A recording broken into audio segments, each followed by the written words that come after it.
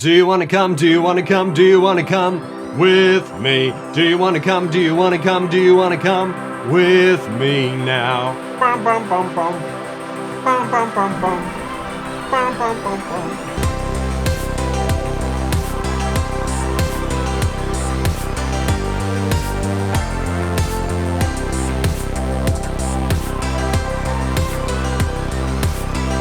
Hi guys, and welcome to Piano and Keyboard Artist, where we discuss the artists related to pianos, keyboards and synthesizers. And today it's another song analysis, and this time on Gary Numan's Berserker.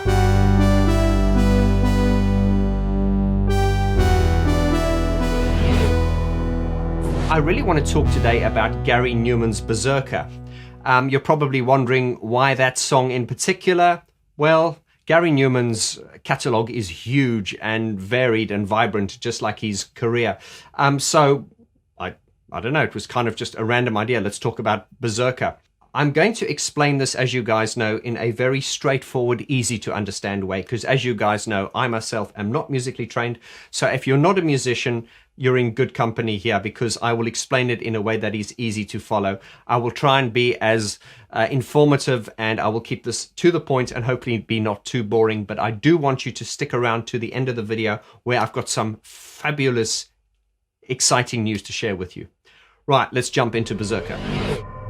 9th of November 1984, Gary Numan releases Berserker, and this was the first album to be released on his Numa record label, which was his independent label. And when I think of Berserker, the first thing that comes to mind, as to you as well, was that, you know, the very striking image he had. It was a completely white face with, is it purple or blue hair? It's difficult to tell. It's kind of like bluish purple, depending on the exposure of the shot. But it was a very striking look. The white face, you know, the blue purple hair, and the blue purple eyebrows, the lipstick, and the matching mascara. And that does remind me of, I don't know if he got the image or the idea from this. I hope you guys can see that. From the artist, Wolfgang Richmann. Now, this is a very interesting story. I want to do a video on this.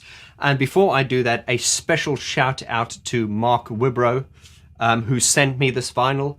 Check out Mark Wibrow and Andy McNabb. They have just started a YouTube channel called The Electronic Cafe. Really great channel. So do yourselves a favor, check them out and subscribe. So thank you for this vinyl, Mark. I don't know if Gary Numan got the idea from this. Fascinating artist, fascinating album, but not going off topic. I'm just asking the question, Gary, did you get the idea for the look from this? Because it's a very striking and powerful look. But now let's look at Berserker as a song. The version on the album, as I say, it's the first song on the album. A very long song.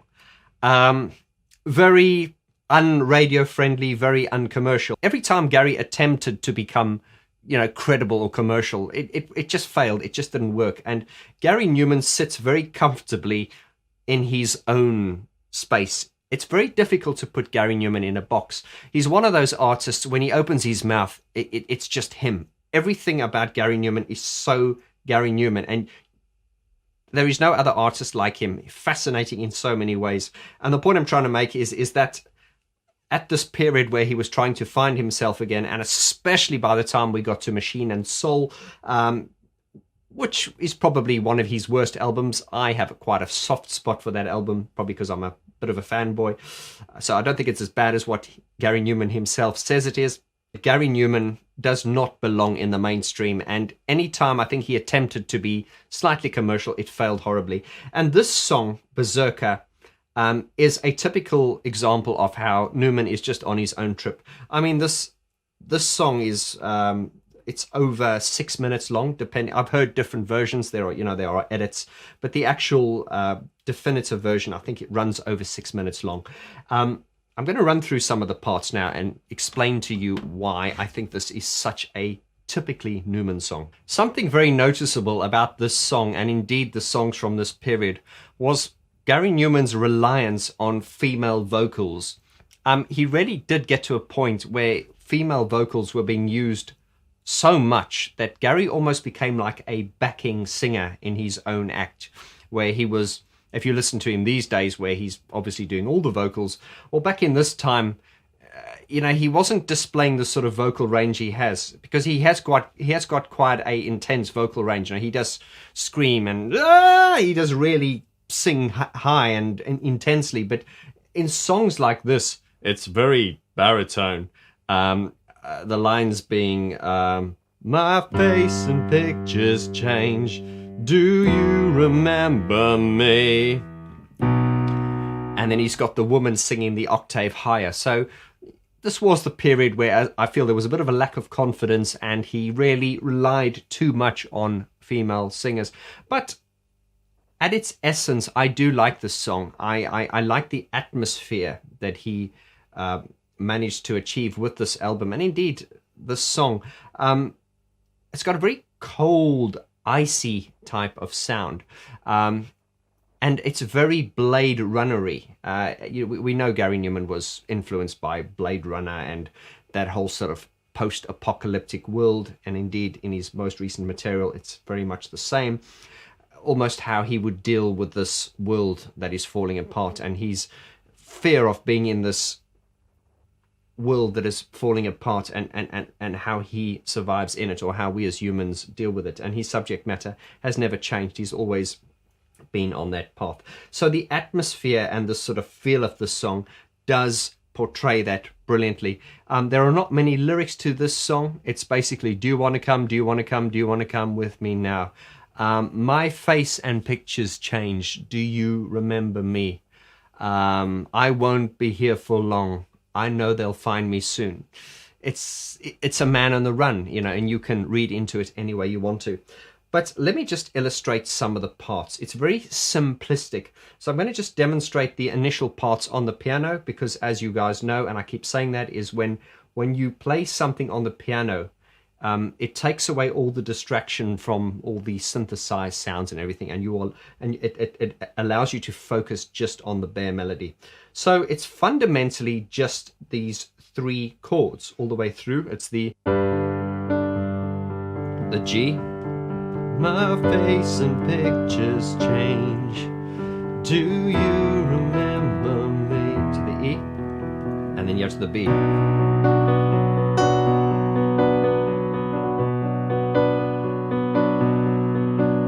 I won't be here for long, I know they'll find me soon.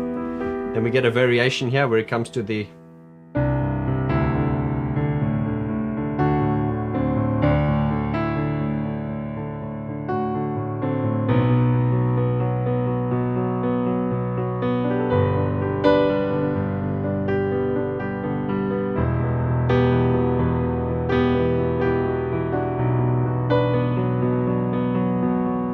and you have the melody part, which is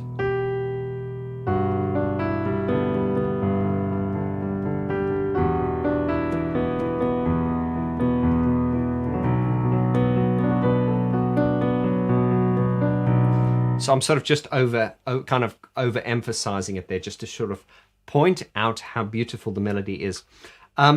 So on the record, it has a synth line which kind of plays along with the melody part. Now, obviously, when we listen to records, you have the singer singing the melodic part. But what's interesting is in a lot of Numan songs, and particularly in this one, he actually reinforces the melody line by playing the keyboard line at the same time. So the melodic part on the keyboards is, and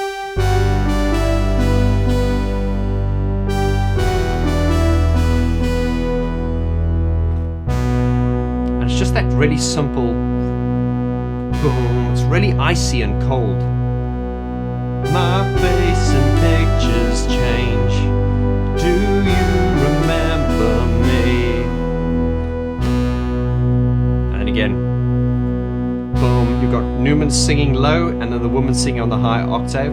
I won't be here for long, I know they'll find me soon. And then we get to the do you want to come, do you want to come, is the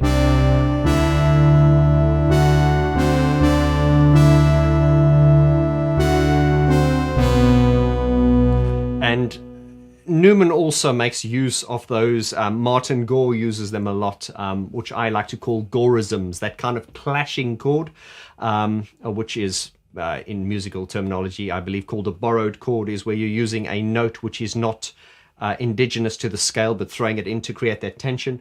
Numan does that a lot, and as I say, Martin Gore does it a lot, and we call them Gorisms, but we'll have to call this a Numanism, and that is illustrated in this part here. That note there. Yeah, there's like tension, it's a bit sort of like discordant. And also, this song, what makes this song quite hypnotic is the fact that it's very drony. Listen to the song with headphones and a glass of wine if you can, red, of course. It's this...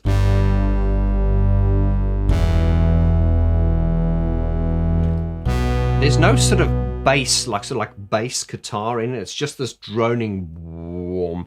And he uses that a lot, that sort of droning bass. I'm thinking of songs like My Name is Ruin, where he's using like a deep sort of like sustained droning sound, which is probably underpinned with a bass guitar in recent albums. But this particular song just has the...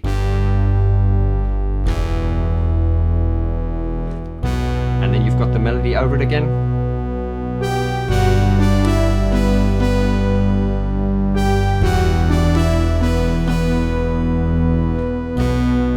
Can you see it's really hypnotic.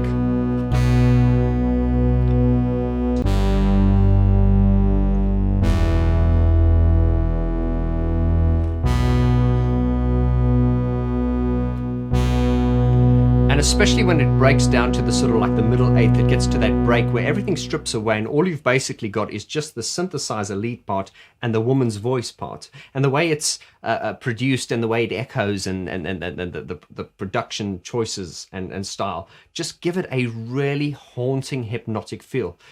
When it gets to that part, it's the...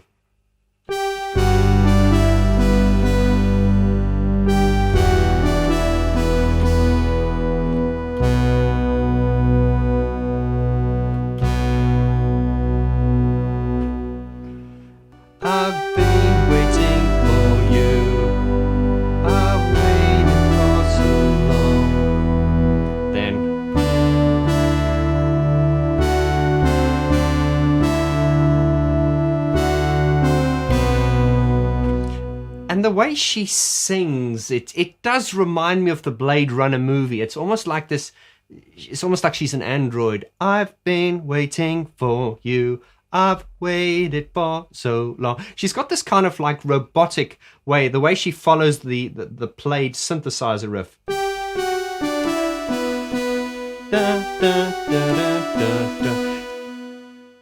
So rather than the voice sort of being the sort of dominant determining factor of the syncopation. God, that sounds pretentious. But rather than, what I mean is, rather than the voice determining how the syncopation occurs, it is actually the synth part.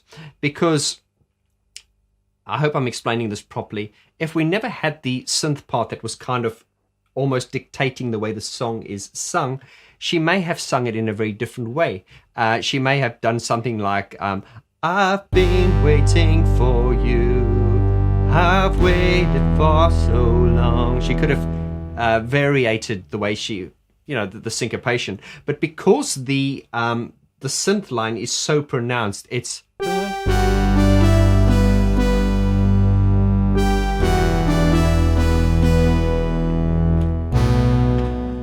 It's almost as if though she's was told to, or I don't know, but she is very faithfully following how that synth riff is played, thereby giving it a very robotic feel. So it's, I've been waiting for you, I've waited for so long, da da da da da da. She's really following the line very religiously, which gives it quite a robotic feel. Of course, guys, this is just the way I see it, and I don't know if this was intentional on Numan's part. I really get the feeling that when Numan writes songs and produces stuff, I think, and people have asked him many questions, but he's quite... There's no pretentiousness with Gary Numan. He's just he just kind of gets down and does it. I think I get the idea that he is so inspired. He's not bogged down by the bullshit. He just gets down and does it. So, whatever emotions and stuff we feel or get from this music, whether it's intentional or not, I just think with Gary, I don't think he thinks about it too hard. I just think he is just very naturally gifted, and what he does just happens to resonate with me and a lot of people. Another key melodic component of this song is the guitar riff, which is very simplistic, very repetitive over the rather repetitive droning bass line, but gives it that hypnotic feel. This song is actually, as I was listening to this again yesterday, I think it's better than what I thought it was. And indeed, listen to it. Hopefully the way I'm explaining it will hopefully give you different insights to it. Now, the guitar part, which goes over the chord progression, is...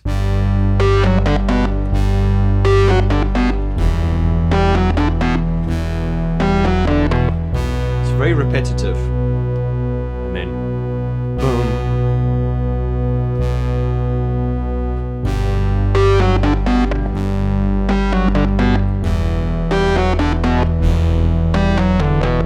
To this part again.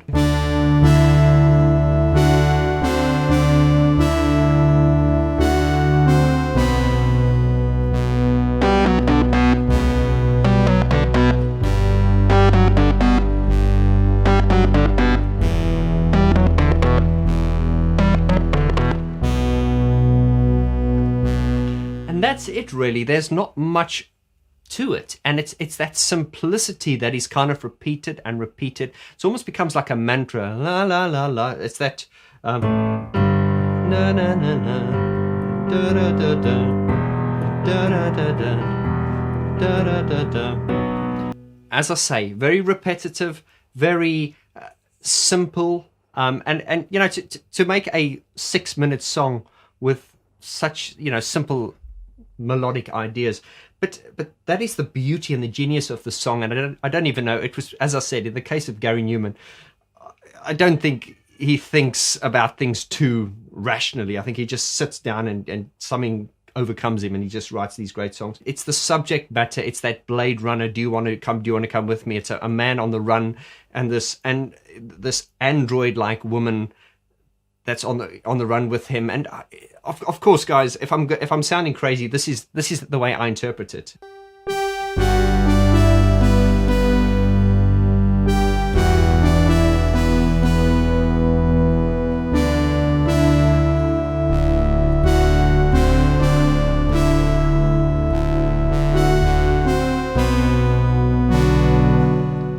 It's just so hypnotic. I absolutely love it.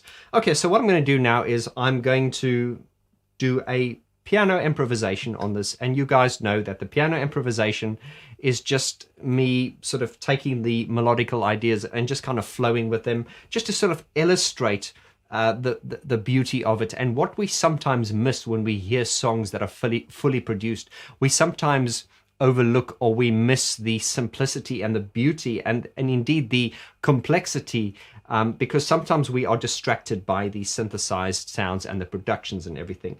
But as I say, by stripping it back to the piano, we can focus just on the essential, bare, vanilla beauty of it. So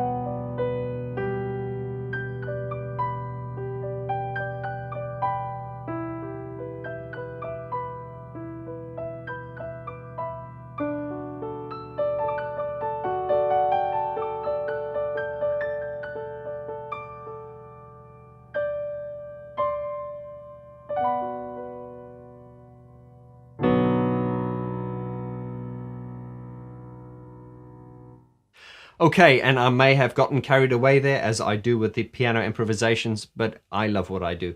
And remember, guys, the piano improvisation is not a rigid outline of the song. It really is just me taking elements of the song and just kind of, improvising on the fly and flowing with it, really. Guys, I hope you enjoyed that video. Please leave your comments below. If it's your first time to my channel, I hope you will hit that subscribe button and join this fabulous community. Let me know what you think of Gary Numan, the Berserker song, and also while you're there, let me know which other Gary Numan songs you would like me to review and analyze. Now, I told you I've got some good news. I've got some good news and good news. The good news is that I am going to be starting a Gary Numan album review series. If you've been on this channel for a while, you will know I've been running a very, very in-depth Depeche Mode album review series where I go through all the albums in chronological order, and I've interviewed Dave Bascombe, I've interviewed Brian Griffin, I'm soon going to be interviewing Gareth Jones. The Depeche Mode album review series is, I believe, the most in-depth series ever conducted by an independent YouTuber, and I'm not bragging, I just believe it is. So, following your requests about Gary Numan, I know there's a lot of love for Gary Numan in this community, so I thought, let's start a Gary Numan album review series, and my goal will be to review the albums in chronological order, and we will go into a lot of depth and detail. The very, very good news is, first of all, I want to give a shout out to Brett Wallace. Brett Wallace is a member of the YouTube community here and also a member of the Facebook group. But he is also a personal friend of Gary Numan and Gemma. And I don't know what the relationship is really, but I know he goes back knowing Gary for a long time. He used to take photos. And a long story short, Brett reached out to me the other day and he said, Vaughn, I may just be able to get you an interview with Gary Numan. No promises. I probably shouldn't even be telling you guys this, but because I don't want to promise anything. However, he reached out to Gary. Thank you so much for doing that, Brett. Gary's response was as follows. Remember, Gary is in the UK at the moment. He and his family have just landed, and they've just completed a 2-week quarantine period because of the coronavirus. So Gary did reply to Brett. He was very gracious. He said that he is here for family business, but he is prepared to speak to me early next year, when he comes down for the release of his Intruder album. So I don't want to promise you anything, but this is at least a foot in the door, and I want to thank you so much for that, Brett Wallace, because interviewing Gary on this channel will be an absolute dream come true, not only for me but for everyone in the community here. So I think if we can get started with a Gary Numan album review series, and also Gary's got an Intruder album which is coming out soon, which is probably going to be amazing. I mean, the last 5 albums have been incredible. They just get better and better, and I believe the single Intruder is going to be released in September sometime, middle of September. I don't know if that's a fact, but I believe it is. And then the album's coming out in early next year. And hopefully, fingers crossed, Gary Numan will agree to be interviewed on the Vaughn George channel. So let's play our cards right and fingers crossed. Also, I just want to give a quick shout out to the Depeche Mode Global fan group. Rob Rom, you're doing a fabulous job there. Thank you so much. That group has sort of joined forces with the Vaughn George group, and it's just been such a blast. I also want to have a shout out to Daryl Dobson and Rob Phillips from the Depeche Mode UK group on Facebook. We're all kind of joining forces, and it's this great sort of combination of positive people in tough times. It's just a great time for us all coming together. So special shout out to those groups. And guys, if you haven't joined the Facebook group yet, I urge you to join that. I have a Vaughn George Facebook group which is related to this YouTube channel, and the Facebook group is there almost like a forum where we can discuss the videos on this channel and go into deeper detail. But do yourself a favor, join it, and I'm sure you will like it. I'm on Twitter, I'm on Instagram. I want to thank my patrons. This has been a long video, guys. Thank you so much. I will see you on the next video. Take care of yourselves. Until we meet again. Adios.